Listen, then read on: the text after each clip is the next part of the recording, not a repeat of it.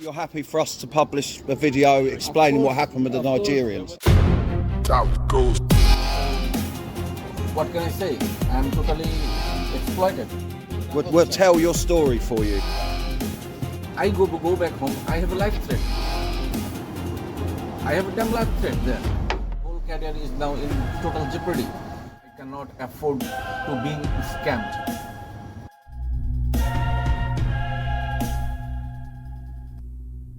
My name is Tabibur Rahman. What's your experience of Bugna so far? Bangladesh is a very overwhelming, I feel. It's a quiet place, not so much crowded. So I like the ambience and the atmosphere here, and the people are very good. Why did you come here? Well, after COVID 2021, I was planning to come in abroad to settle myself. I have tried in Australia, I have tried in UK and some other countries as well. I've been looking for jobs, and I have past experience of 17 years working in different group of companies back home. So in one day I have seen a circular in Indeed in EF Bakers Limited as in facility manager.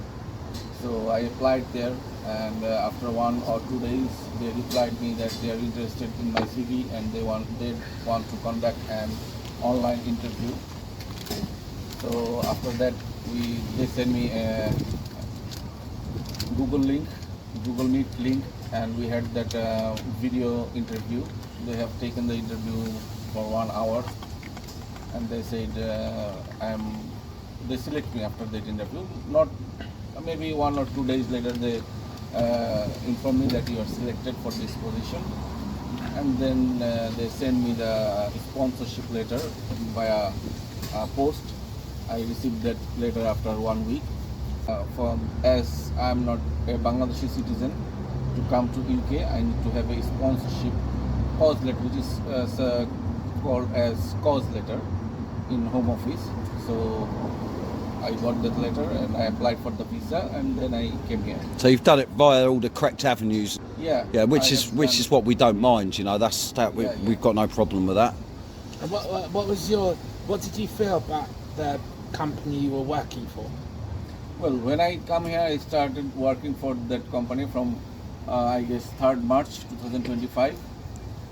It was a very busy situation. It was very rush. It was good.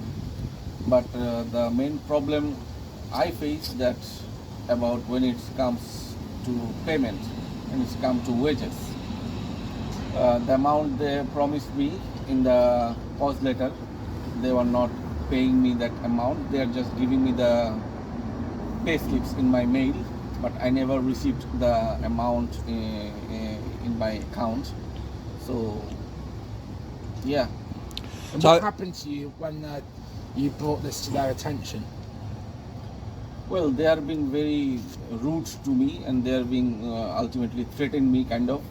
So you discovered that your wages were quite short every month, is that right? Quite not only short, he just paid me only £500 after completion of 1 month, which is not. He said the business is down and he can't afford to pay me the full wages. So he paid me only £490 on my first completion of first month.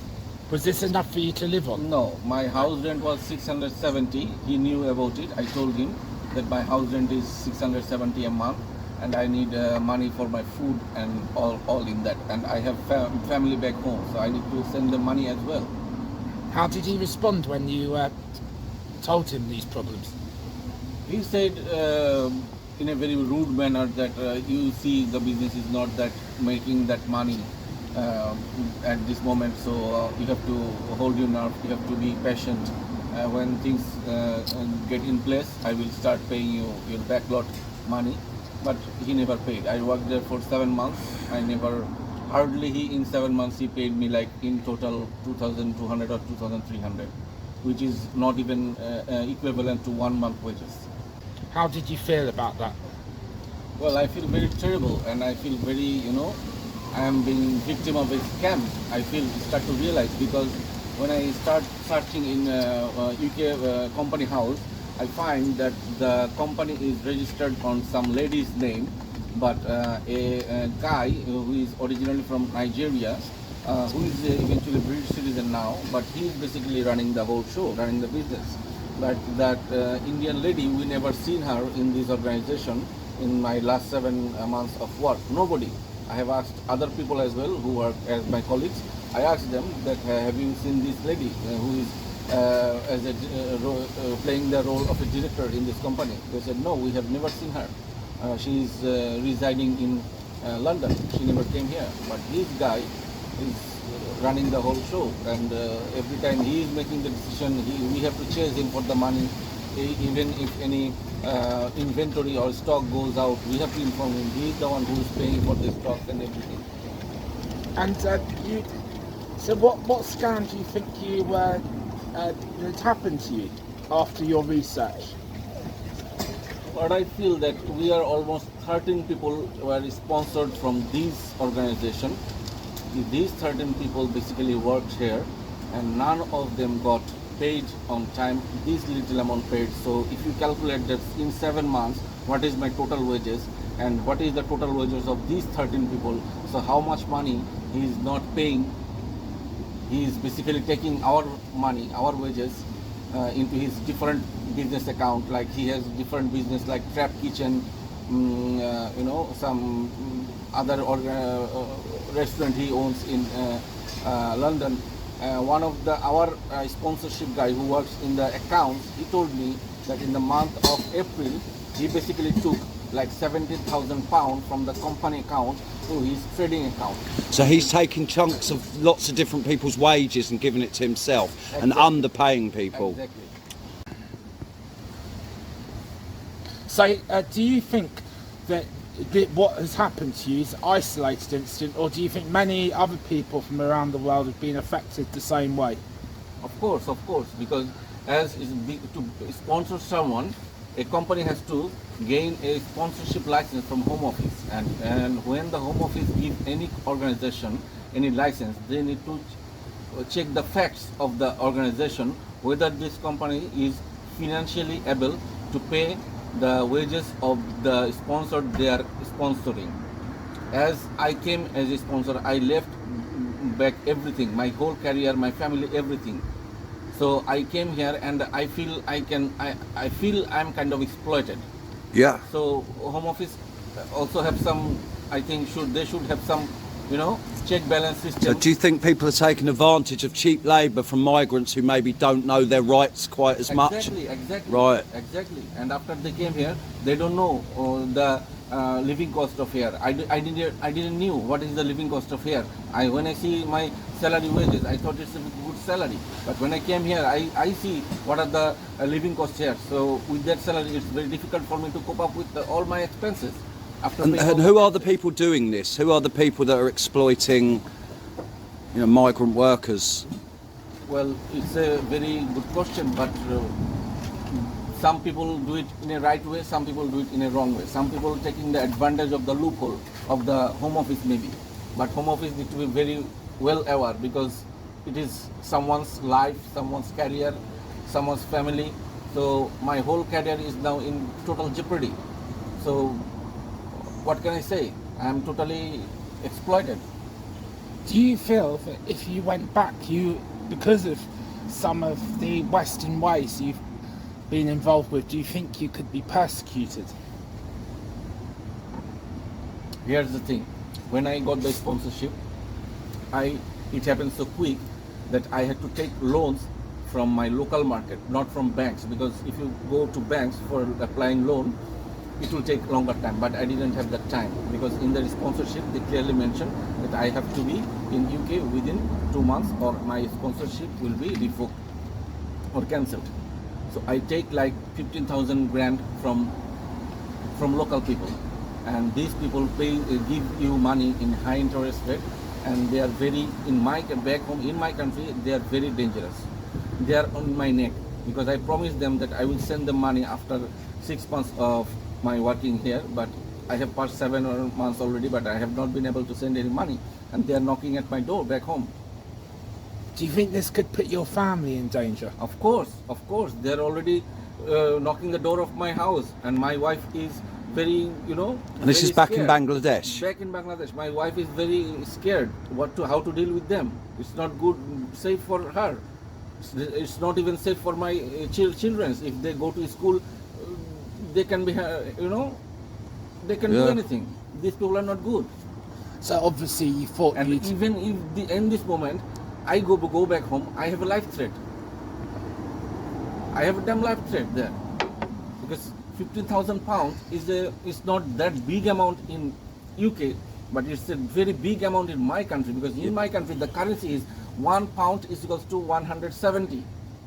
So how much money is it? You can imagine to, you know, to pay an NHS fee to bring here, because when I came here I bring some money so for my expenses, because I must have to have at least 2-3 months expenses in my pocket. So I bring that money because I was not getting paid, so I have to spend those money for my house rent and these and all that, for my food.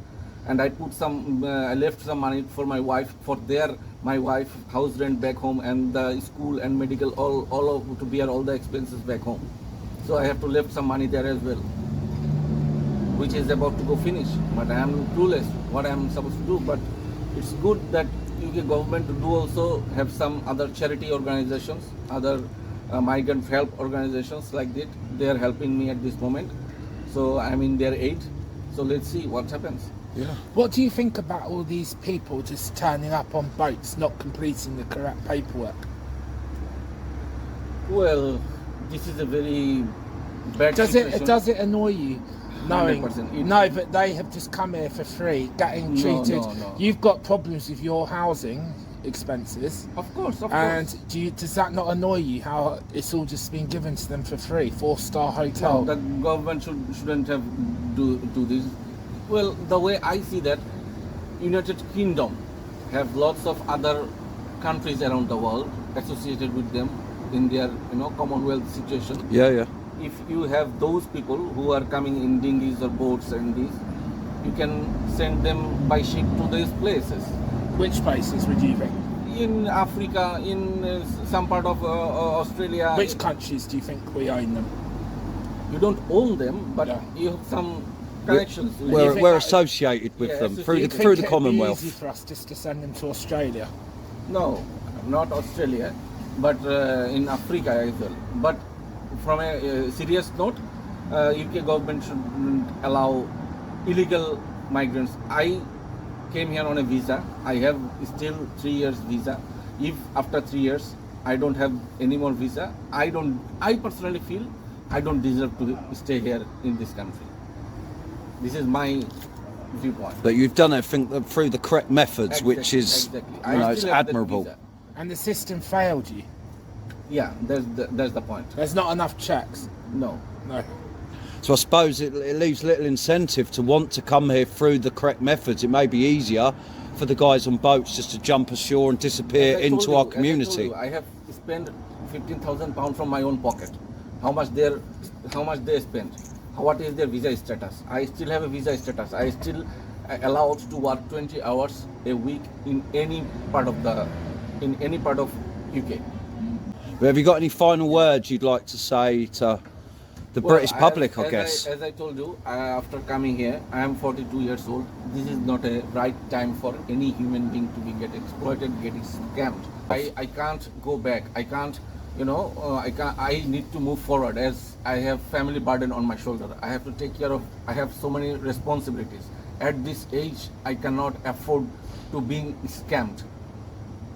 So here's the thing. I will urge the UK government, the UK Home Office, to be more strict about in sanctioning someone sponsorship license. Check the facts whether those people are able to pay the wages of the people. And criminal that- record as well, Exactly. perhaps. If they have any criminal records, go through them. If they have this, please don't allow them, because it is about someone's life and death. Yeah. And that wraps up. Well, brilliant. Thanks for speaking to us today. It's been a pleasure. And thanks, Giles, for co-hosting me. I think we'll end on that note. Thank you very much. Thank you very much.